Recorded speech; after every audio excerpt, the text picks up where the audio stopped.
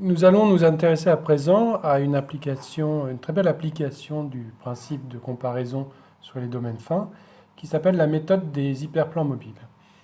Et nous allons la mettre en œuvre sur le problème suivant. Donc on considère une fonction U qu'on va supposer de classe C2 sur la boule fermée de centre 0 et de rayon 1, disons, qui soit solution de l'équation suivante, moins Laplacien de U est égal à f de U.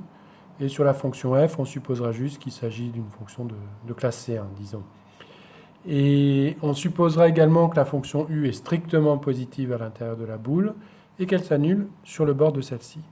La conclusion, c'est que nécessairement, U est à symétrie radiale et sa dérivée est strictement négative dans l'intervalle 0,1.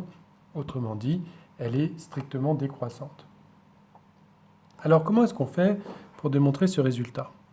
Bon, alors, on part de ce qu'on cherche à démontrer. Donc, je démontrerai juste que la fonction est radiale. Je vous laisse réfléchir à pourquoi elle est radialement décroissante. Donc, on se donne deux points P et P', dont on suppose qu'ils sont à équidistance de l'origine. Et le but du jeu, c'est de montrer que U prend la même valeur en ces deux points. Donc, on peut former le segment PP', et puis on peut aussi former l'hyperplan médiateur de ce segment, qui passe donc par l'origine. Puis, quitte à faire une rotation de l'espace, qui ne change pas la nature du problème, je peux supposer que cet hyperplan a pour coordonnée, a pour équation, x1 égale à 0. Alors, autre chose, en fait, on a juste besoin de montrer que U de P' est supérieur ou égal à U de P pour tous les P appartenant à la partie droite du dessin. Donc, j'ai appelé cet ensemble sigma 0, c'est-à-dire l'intersection de la boule avec les points de coordonnées positives, puisque si on a cette inégalité, par une rotation, on obtiendra également l'inégalité inverse en réappliquant ce qu'on a démontré. Très bien. Alors, pour démontrer ce résultat, ce qu'on va faire, c'est prendre notre hyperplan et le déplacer provisoirement.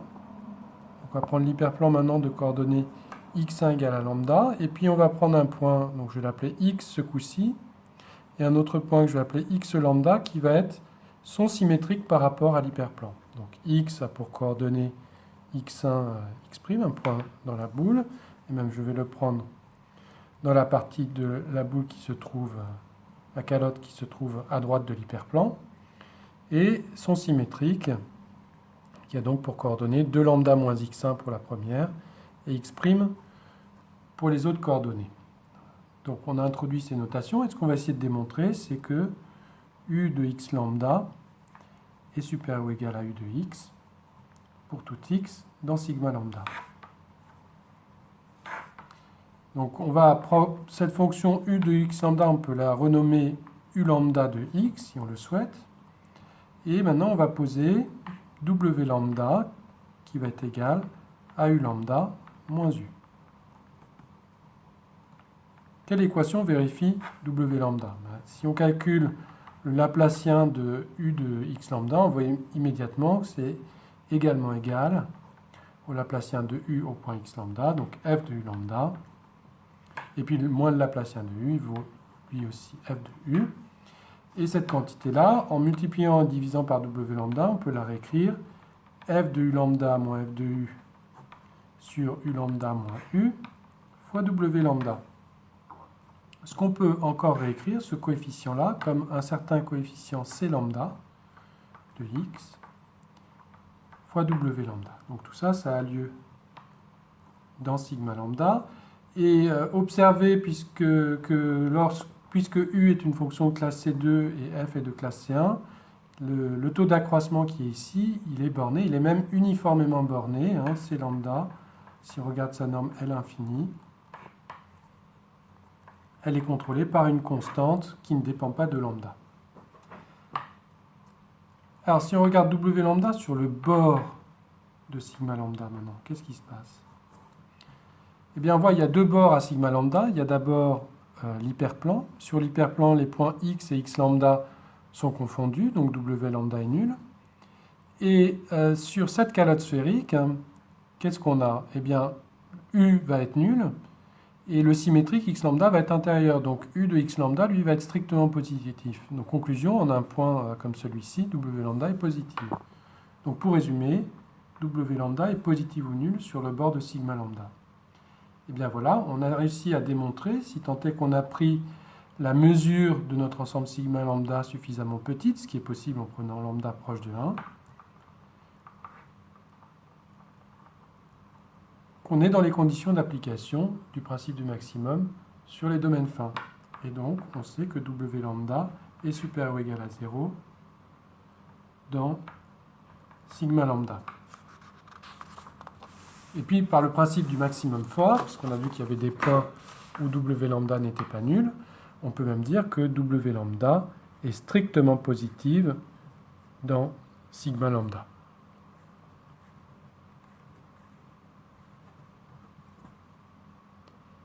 Bon, alors deuxième étape, on va maintenant essayer de pousser notre hyperplan en arrière et prendre donc l'inf de tous les lambda positifs tel que w lambda soit strictement positif dans sigma lambda. Alors pas l'absurde, nous ce qu'on voudrait c'est montrer que lambda étoile est égal à 0, donc supposons que lambda étoile est strictement positive. Par continuité, w lambda étoile va être positive ou nulle dans sigma lambda étoile, et en fait, par le principe du maximum fort, w lambda étoile va être strictement positive dans sigma lambda étoile. Très bien. Voici notre hyperplan x1 égale à lambda étoile. Et maintenant, on va prendre un compact et on va le prendre de sorte à ce que son complémentaire dans sigma lambda étoile soit de mesure petite. Donc on va prendre K compact tel que la mesure de sigma lambda étoile moins K soit plus petit que un epsilon sur 2, disons. Alors, comme la fonction w lambda étoile est strictement positive sur le compact K, on peut dire qu'elle est minorée par une constante strictement positive, je vais appeler 2 fois C, sur K. Bien. Alors maintenant, on va déplacer un tout petit peu notre hyperplan vers la gauche. Maintenant. On prend donc un hyperplan légèrement à gauche d'équation x1 égale lambda étoile moins delta. Et qu'est-ce qu'on peut dire? Eh bien, la première chose qu'on peut dire, c'est que la mesure du complémentaire de K dans sigma lambda étoile moins delta, si on a pris delta suffisamment petit, va être plus petite que epsilon. Ensuite, par continuité, W lambda étoile moins delta va être aussi supérieur ou égal à C sur K. Donc on a le bon signe pour W lambda étoile à l'intérieur de K, il reste à voir ce qui se passe sur le complémentaire. Et ce complémentaire, on l'a construit de sorte à ce que ce soit un domaine fin. Donc pour appliquer le principe du maximum, il suffit de regarder le signe de W lambda étoile moins delta sur le bord. Et ça, c'est un calcul qu'on avait déjà fait tout à l'heure. Ici, il vaut 0. Ici, il va être strictement positif. Et sur le bord de K, par hypothèse, il est supérieur ou égal à C, strictement positif. Donc par le principe du maximum sur les domaines fins, W lambda étoile moins delta est positive, et même strictement positive par le principe du maximum fort, dans sigma lambda étoile moins delta. Et ça, c'est absurde par définition de lambda étoile, et on a donc démontré la symétrie. Il vous reste à démontrer que la fonction est radialement décroissante.